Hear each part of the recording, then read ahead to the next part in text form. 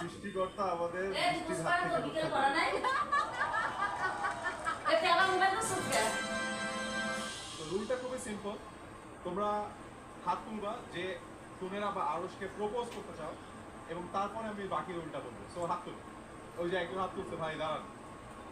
আরশ ভাইকেও try করবো। হ্যাঁ, ওকে ভাই, আপনার নামটা বলেন। আমার নাম শাকিব। শাকিল ভাই, হেভি লাগছে কিন্তু আপনার। থ্যাংক ইউ ভাই। থ্যাংক ইউ ভাই, আমি লজ্জা হয়েছে। ওকে, শাকিল ভাই, আপনি কাকে প্রপোজ করবেন? আপুকে? হ্যাঁ, শুনুন আপুকে। শুনুন, একটা আপু বলবে না।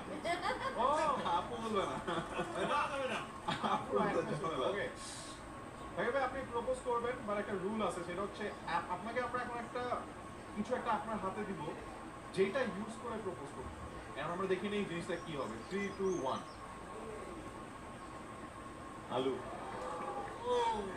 শাকিল ভাইকে আমরা তার প্রপোজের টুলটা তার হাতে পৌঁছে দিই। মানে এটার মাধ্যমে এটা দিয়ে প্রপোজটা করুন। থাকে না যে গোলাপ দিয়ে মানুষ প্রপোজ করে, গালি দিয়ে করে, আপনি আলুটা দিয়ে করুন।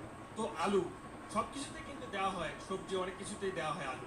খুবই পছন্দের একটি বিষয় সবার। তো এটা যদি না থাকে তো অনেক ক্ষেত্রে দেখা যায় যে সবজির যে আসল মর্মটা হারিয়ে ফেলি। সবকিছুতে কিন্তু আমরা দিয়ে এটা ইউজ করা হয়। তো তুমি যদি আমার লাইফে না থাকো সুনেরা, তো আমার লাইফটা ঠিক এমনই হয়ে যাবে। উইল ইউ ম্যারি মি সুনেরা?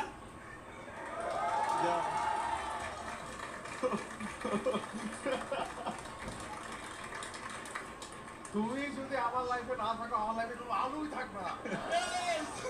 ওর ভালোবাসা কম। হ্যাঁ, ওর ভালোবাসা কম। ভালোবাসা কম। আলুটাকে আরেকটু ইউটিলাইজ করা যেত। তাই না? হ্যাঁ। আচ্ছা, এই দাঁড়াও, আরশ খান বলছে আলুটা ওইটা তো বিয়ের পর ভাই। দাঁড়াও, আলুটা পাঠাও, স্টেজে পাঠাও। আচ্ছা, ওর আগে উত্তরটা দিস, কেমন লাগছে? আমি একটা কথা বলতে চাই, আলু আমার অনেক পছন্দের একটা জিনিস।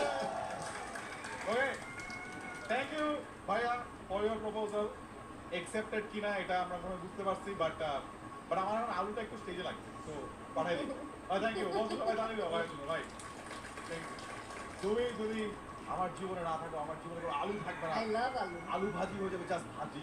আলু ভাজি ভাল লাগে, আলু দম ভাল লাগে, মাংসে আলু ভাল লাগে, সবই ভাল আলু লাগে। খান ভালো লাগে না?